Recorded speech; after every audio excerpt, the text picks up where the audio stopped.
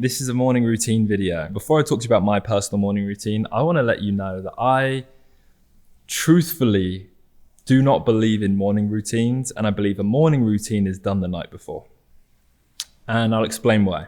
So a morning routine is very intriguing to most of us because during that morning period of the day, during that first hour, 2-hour window, depending how early you wake up, you have complete control over what you do within that time frame.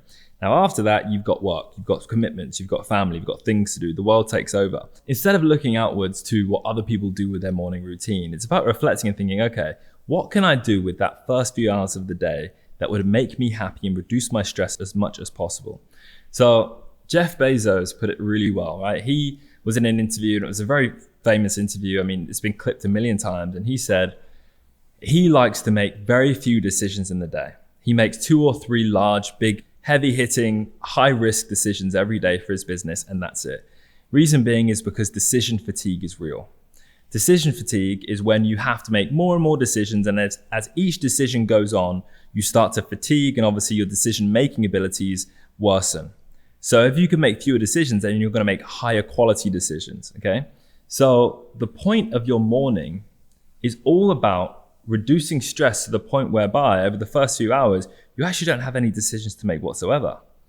You just work completely automatically, right? And do what it is that you want to do without any thought. And that's the whole purpose of the morning. So actually, if this is a morning routine video, but what I'm actually trying to say in this video is your morning routine is actually your nightly routine. At night, what you need to be doing is preparing as much as you possibly can to remove any decision that you could possibly make in the morning. What you're going to wear the next day, that needs to be prepared. What you're going to be doing the next day for work, that needs to be prepared. How you're going to get to work.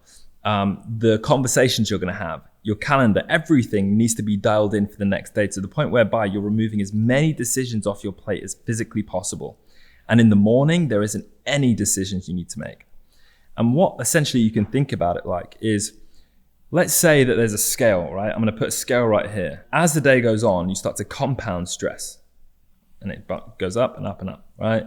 And this is your max stress level. You can't take it anymore. You're going to naturally find as the day goes on, every single day is usually the same. Stress will compound hour by hour, right? And as you get to 2-3 p.m., you've probably got the most work you have to do.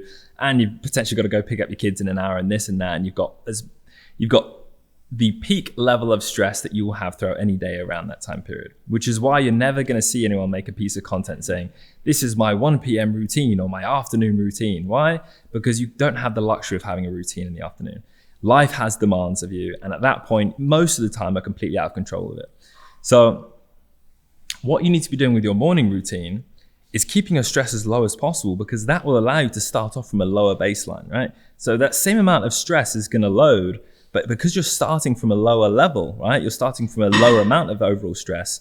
You're not going to get as high on the scale, on the stress scale, right?